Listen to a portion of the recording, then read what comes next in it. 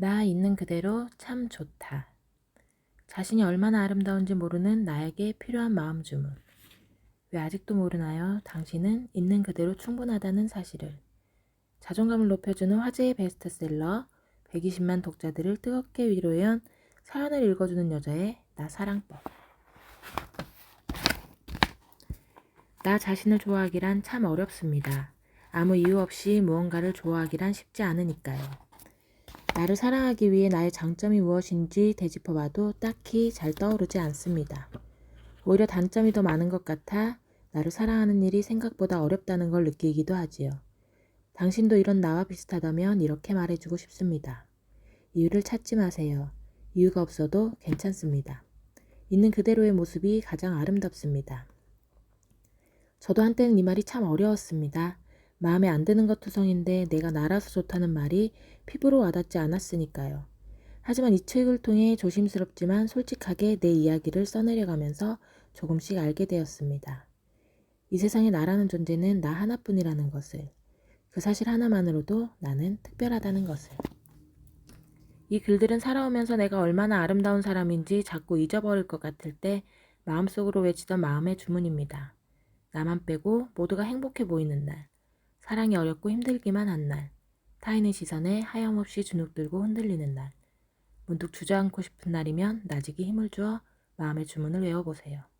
나 있는 그대로 참 좋다. 2017년 가을의 문턱 조유미. 자신이 얼마나 아름다운지 모르는 나 자신에게 좋아하기로 했다. 나는 나니까. 좋아 보이는 것은 드러내고 좋아 보이지 않는 것은 감추었다. 있는 그대로의 내가 아니라 한껏 계산된 나를 마주하는 기분은 씁쓸했다. 인간관계가 그리 넓지 않은 내 모습이 시시해 감추고 싶었던 적이 있었다. 외출하는 걸 좋아하지 않는 성격 탓에 따로 시간을 내어 사람들과 어울리지 않았기 때문이었을까? SNS에는 감추고 싶은 내 인간관계의 폭이 특히 더 선명하게 드러났다. 일상적인 글을 올렸을 때 댓글만 수십여 개가 달리는 지인들과 달리 고작 5손가락 안에 드는 소박한 댓글 수가 신경 쓰였다. 내 좁은 인간관계가 본의 아니게 드러나는 게 싫었다. SNS에만 접속하면 파티룸을 빌려 친구들과 생일 파티를 즐기는 사진부터 단짝 친구들과 해외여행에서 행복한 시간을 보내는 사진, 여러 활동에서 만난 다양한 사람들과 자기 개발 모임을 하는 사진 등 완벽하게 행복해 보이는 사진들이 쏟아졌다. 반면 나는 마음껏 부러워하지도 응원하지도 못하는 애매한 마음으로 그 사진들을 구경만 하는 처지였다. 다들 즐겁게 사는데 나 혼자만 잘못 살고 있는 기분이 자꾸만 들었다. 억지로라도 몸을 끌고 밖으로 나가야겠다는 결심이 서기까지는 그리 오랜 시간이 걸리지 않았다.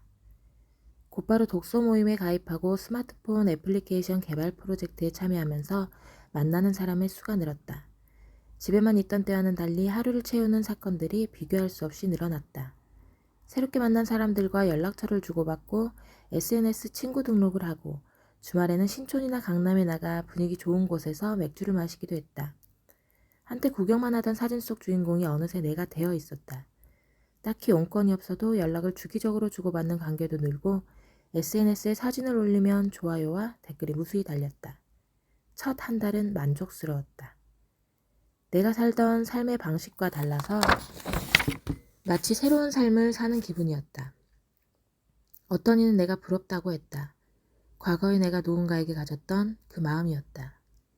하지만 시간이 지날수록 마음이 편치 않았다. 힘들고 쉬고 싶은데 그동안 쌓아놓은 관계 때문에 계속해서 약속은 늘어만 갔다. 외출이 잦아질수록 마음이 소진된다는 기분이 짙어졌다. 질소만 가득 든 과자 봉지처럼 속이 꽉 채워져 있는 것처럼 보이지만 사실은 텅텅 비어있는 상태. 그토록 부러워하던 삶인데 왜 즐겁지 않을까?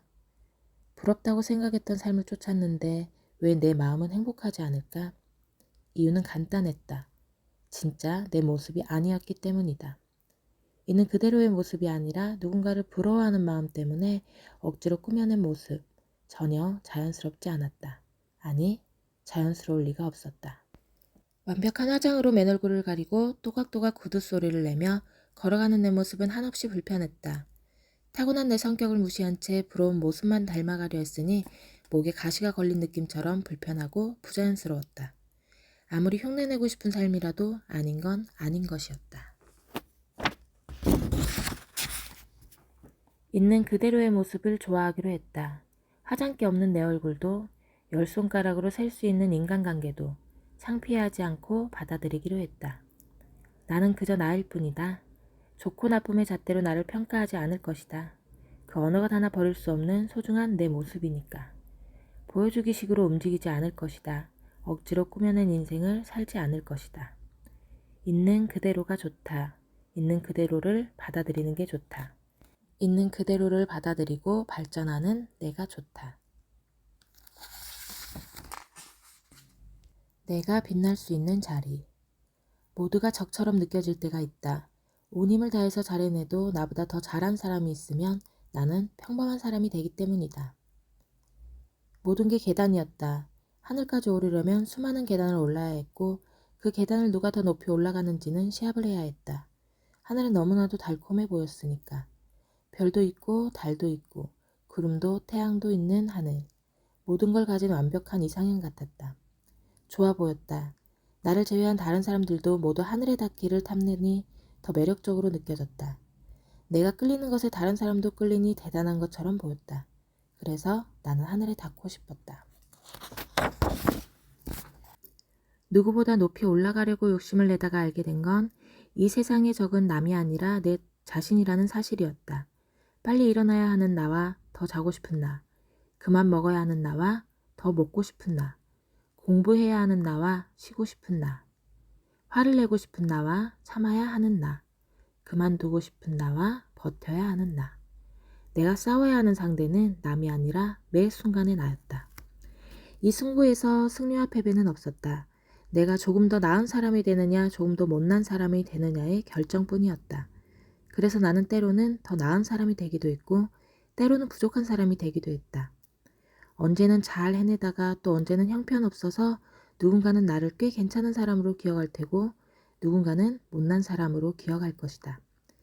매 순간에 내가 나와 싸우고 있음을 보여주는 증거이기도 했다. 한 가지 확실한 건 남과 싸우는 것보다 나와 싸우는 게 더 힘들다는 것이다. 나는 나를 이길 수도 없고 그렇다고 질 수도 없기 때문이다. 눈앞에 편한 길을 선택하면 나중에 힘들어지고 지금 당장 힘든 길을 선택하면 지금 이 순간이 힘들다. 이걸 선택해도 힘들고 저걸 선택해도 힘들다. 이보다 더 고약한 눈치 싸움은 없을 것이다. 그래서 인생은 늘 괴로움의 연속이었다. 매 순간 나와 싸우다 보니 한 가지 깨달은 점이 있다.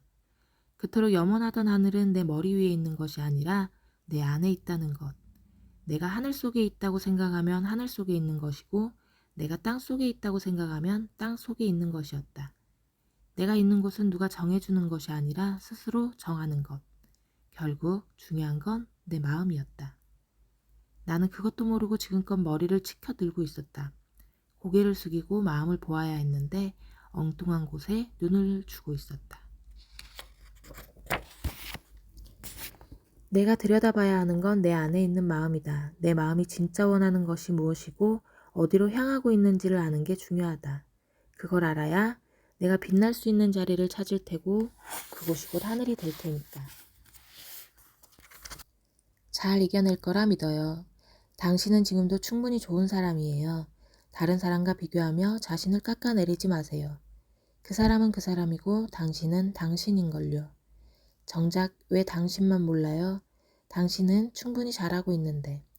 내가 알아줄게요. 내가 지켜봐 줄게요. 당신은 혼자가 아니에요. 조금 실수해도 괜찮아요. 조금 못해도 괜찮아요. 항상 완벽할 수는 없잖아요. 어떤 위로의 말로도 당신의 마음이 괜찮아지지 않는다는 걸 알아요. 하지만 한숨 쉬는 당신의 모습을 보니 무슨 말이든 해주고 싶었어요. 금방이라도 울 것 같은 표정을 하고 있었으니까요. 당신의 뒷모습이 너무 아파 보였으니까요. 당신만큼 좋은 사람도 없다는 걸 잊지 않았으면 좋겠어요. 나는 매일 잘 되고 있다. 아프고 무너지고 흔들리는 모습조차 잘 되어가는 인생의 선의에 놓여 있는 것이다. 누구에게나 불안한 시기가 있다. 이 반갑지 않은 시기는 오늘 왔다가 내일 갈 수도 있고 한동안 소식이 없다가 갑자기 찾아오기도 한다. 게다가 나이가 많고 적음을 가리지 않는다. 10대에는 10대의 불안이, 20대에는 20대의 불안이, 30대에는 30대의 불안이 있다. 심지어 팔순을 맞은 할머니에게도 찾아온다. 불안이라는 감정은 우리가 살아있는 동안 언제든 계속해서 찾아오는 친구 같은 존재다. 불안의 시기가 찾아오면 나는 모순적인 사람이 된다. 쫓기듯이 사는 인생을 그만두고 싶다가도 힘들다고 여기서 그만두면 나중에 후회할까봐 망설인다. 최선을 다하지 않아도 괜찮지 않을까 싶다가도 열심히 하지 않으면 남들보다 뒤처질까봐 두려워한다. 결국 밤새 했던 고민들이 해결되지 않은 채 원점으로 돌아온다. 짧든 길든 얕든 깊든 불안한 시기를 겪고 나면 한층 더 성숙한 사람으로 성장해 있다. 불안 속에 매몰되어 있을 때 나의 존재가 바닥에 굴러다니는 머리카락 한 올보다 더 못한 존재로 느껴지지만 폭풍 같은 시간이 지나고 그 순간을 되짚어보면 내가 했던 고민들이 모두 나를 위한 가정이었다는 사실이 뚜렷해진다. 더 나은 시선으로 더 나은 선택을 하며 더 나은 사람이 된다. 잘 되다 라는 표현에는 성공하다, 이루다, 얻다 등의 가치만을 담고 있는 게 아니다. 내가 실패하더라도 실패에 의연해질 수 있는 마음을 배우면 잘 된 것이다. 원하는 바를 이루지 못했어도 그 안에서 얻은 무언가가 있다면 잘 된 것이다. 이처럼 잘 된다는 건 목표하던 것을 달성했는지의 유무로 결정되는 게 아니라 마음과 생각이 잘았는지의 유무로 결정되는 것이다. 내가 지금 잘하고 있는 건지 회의감이 들 때가 있다. 나도 나를 못 믿겠고 그 어디에도 의지할 수 없어서 마음 곳곳에 마음이 가득 차는 순간들. 하지만 다른 사람은 몰라도 나만큼은 나를 미워해서는 안 된다. 힘을 내서 버텨야 하는 사람은 다른 누구도 아닌 바로 나니까. 나를 깎아내더라도 하나의 조각이 되어야지 바닥에 떨어진 조각 부스러기가 되어서는 안 된다. 사소한 일상이 모여 나를 성장시키는 것이다. 좋든 하루든 나쁜 하루든 겪어낸다는 것에 의미를 두자. 나를 미워하지 않는 연습. 나를 탓하지 말 것. 나를 못났다 생각하지 말 것.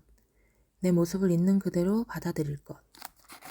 살다 보면 인생에 한 번씩 깊은 굴곡이 생긴다.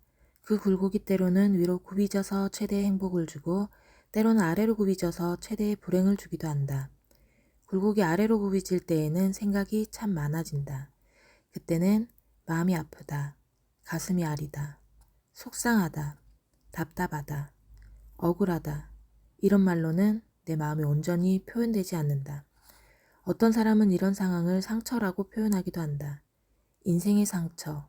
그 상처는 평생을 가기도 하고 자신을 더 성숙하게 만들어주기도 하며 시간이 지나면 그냥 잊히기도 한다.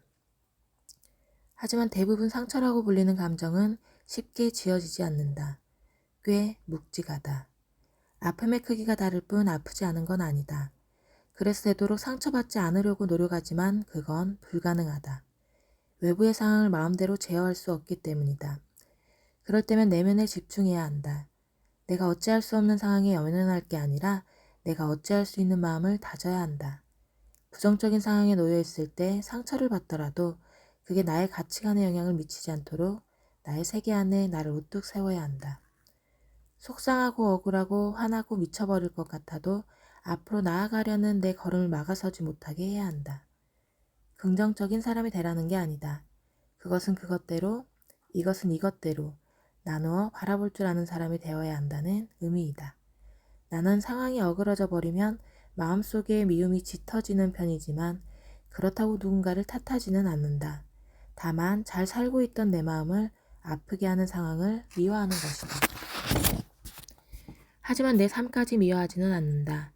내 인생에 굴곡이 몇 번 있었지만 내 모습을 잃지 않을 수 있었던 건 나를 미워하지 않는 자세 때문이었다.